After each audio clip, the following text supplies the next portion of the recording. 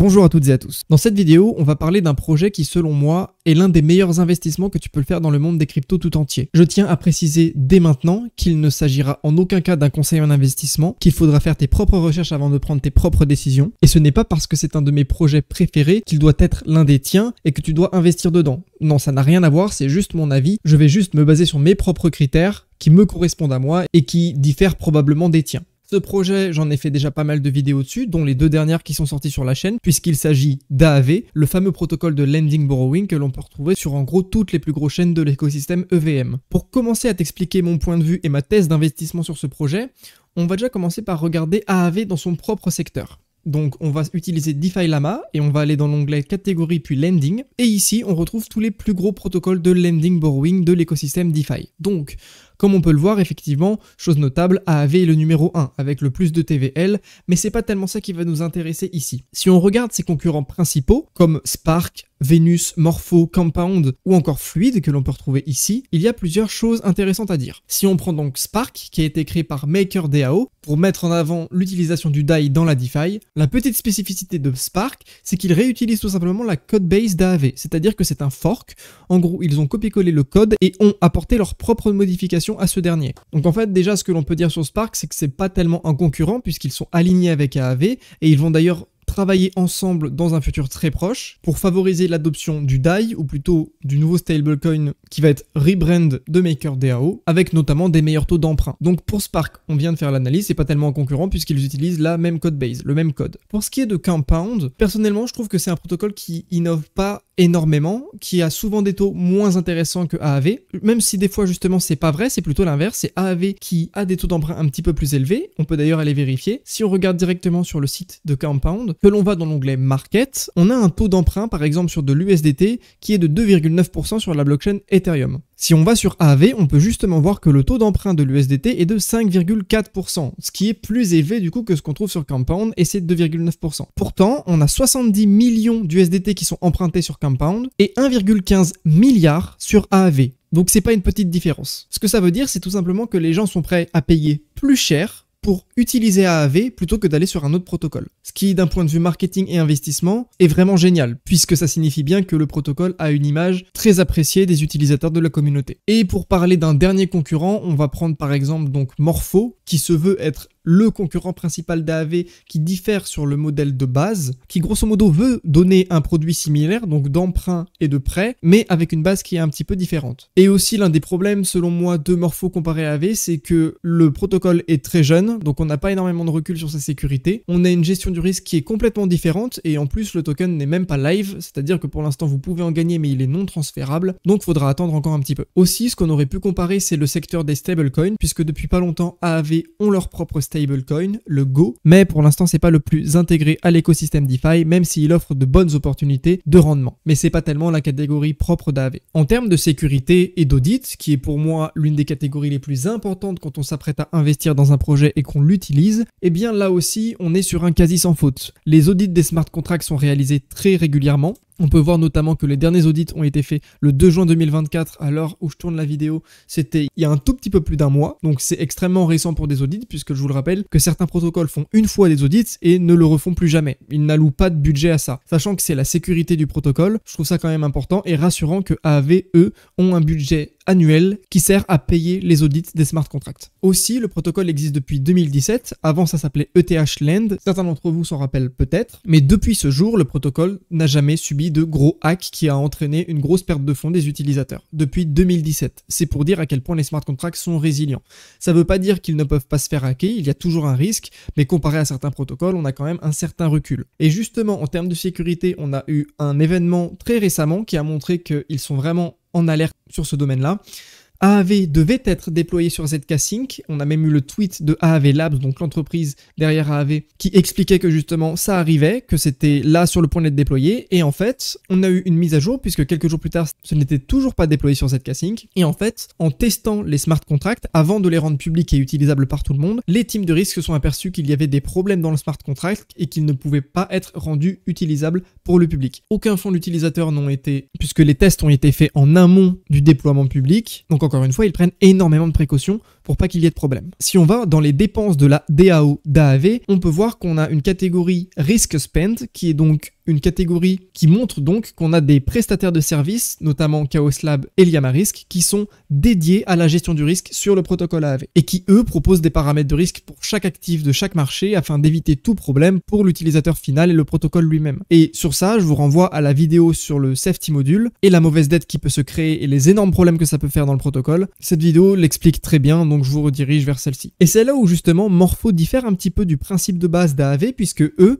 ne fonctionnent pas de la même façon. Chaque risque curator de Morpho vont définir leur propre marché. Il n'y a pas un marché avec des paramètres de risque que l'on ajuste, il y a plein de marchés avec plein de paramètres de risque différents. En gros, on laisse le choix du risque à l'utilisateur. Là où AAV fait le boulot de manière ultra qualitative et safe pour les users en s'en occupant eux-mêmes, Morpho dit en gros débrouillez-vous, c'est vous qui gérez, c'est vous qui prenez les décisions. Nous on assure juste la couche sous-jacente qui permet le prêt et l'emprunt. Par contre les paramètres de risque, c'est pas nous qui gérons. Et c'est ce que l'on voit justement dans l'onglet Earn de Morpho. Vous avez la catégorie Curator avec donc tous les marchés créés par les risques Curator, donc en l'occurrence Gauntlet, Stakehouse Financial ou Spark DAO. Voilà. Et pour recomparer encore une fois les deux, là où le premier AAV a subi de nombreux stress tests durant les grands mouvements de marché et de bear market avec les très soudaines chutes de marché qui créent de nombreuses liquidations simultanées et qui peuvent créer de la mauvaise dette. Ce n'est pas le cas de Morpho. Pour l'instant, ils sont très jeunes. Ils n'ont jamais connu ça, donc on ne sait pas ce que ça peut donner. Concernant la décentralisation, c'est l'essence même de la DeFi. C'est pour ça que ça a été créé, donc je trouve ça aussi super important. On a une DAO qui est complètement autonome et déjà très mature quand on compare avec d'autres projets. C'est d'ailleurs pour moi la DAO la plus mature de tout l'écosystème crypto. Personne à lui tout seul ne peut prendre une décision et contrôler la gouvernance. Et c'est aussi l'un des rares protocoles qui modifie ses smart contracts directement on-chain sur la blockchain via les votes de la communauté et les recherches des service providers. Vous avez des propositions d'amélioration qui sont faites très régulièrement, presque tous les jours en fait, et vous pouvez déléguer votre pouvoir de vote à des prestataires de services qui sont engagés par la DAO pour la DAO.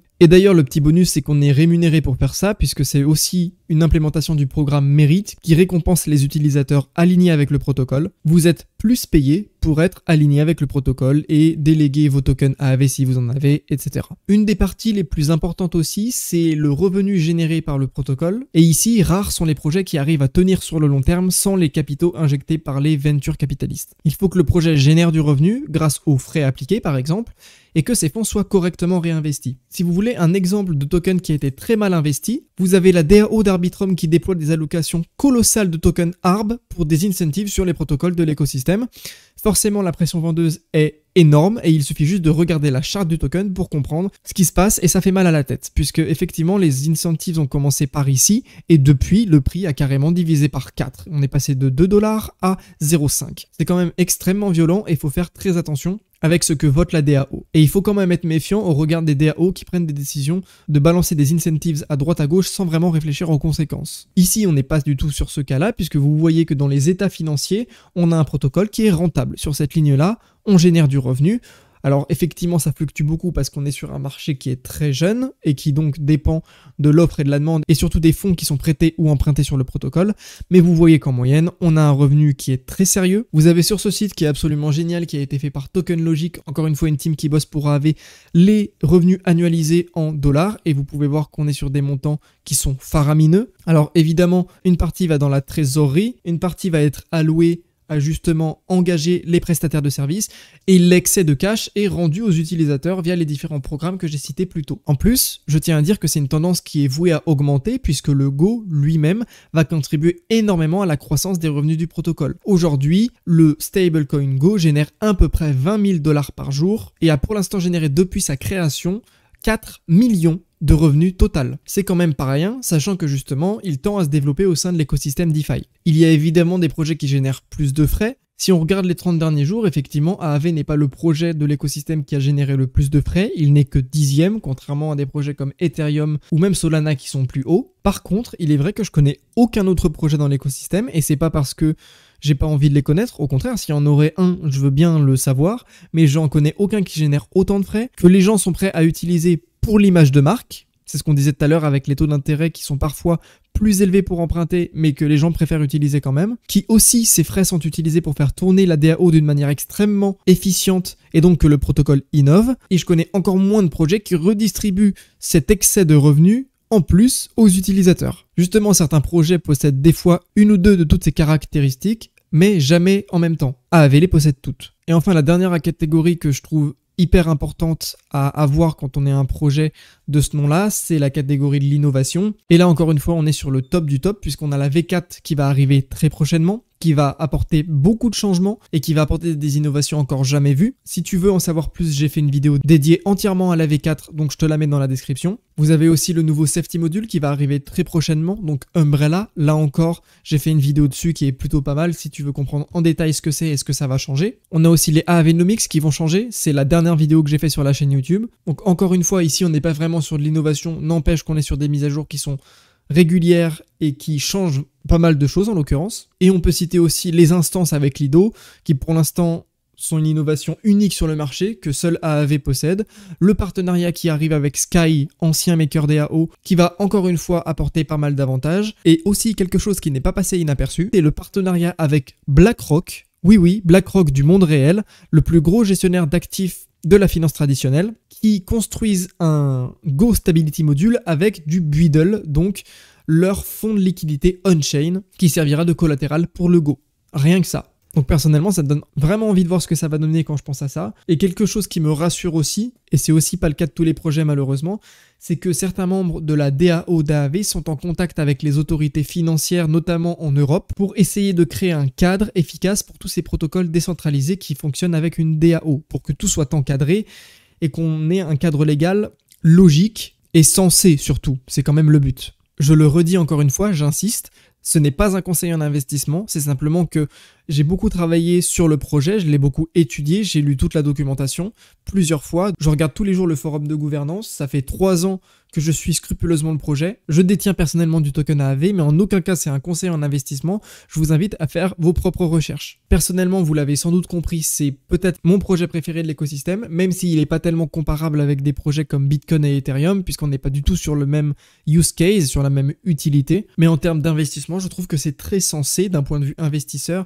de s'y intéresser. En tout cas, ce que je trouve dingue aussi, c'est qu'on peut analyser AAV un petit peu comme on analyserait une entreprise avec des dépenses, des revenus, avec un produit qui a un avantage compétitif énorme, puisqu'aujourd'hui, on a à peu près 65-70% de part de marché du code qui est représenté par AAV. Donc en gros, la code base, le code qui a servi à coder les smart contracts sur AAV, ça représente 70% des parts de marché. Donc ils détiennent en gros 70% des parts de marché. C'est énorme. Et donc oui, je trouve ça marrant de comparer ça avec une entreprise, donc avec des gens qui bossent pour cette entreprise, en l'occurrence les services providers de la DAO, avec de l'innovation, avec des gens qui ont envie d'appartenir à cette communauté, avec tout l'image de marque qui va avec, donc les petits fantômes d'AAV, les RAAV, donc les parties dansantes, les soirées que organisait la DAO à un moment donné dans les gros événements crypto. Enfin voilà, le projet plaît aux gens et pour moi possède un avantage compétitif indéniable sur ce marché. N'hésitez pas à me dire en commentaire si vous avez des questions ou si vous voulez que j'élabore un peu plus certains points ou que j'explique d'autres choses dans mes prochaines vidéos. Je le ferai avec plaisir. Si la vidéo vous a plu, n'hésitez pas à vous abonner,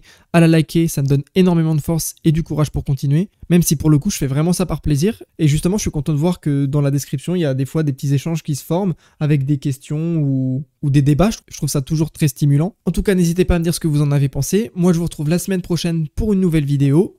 Ciao, ciao!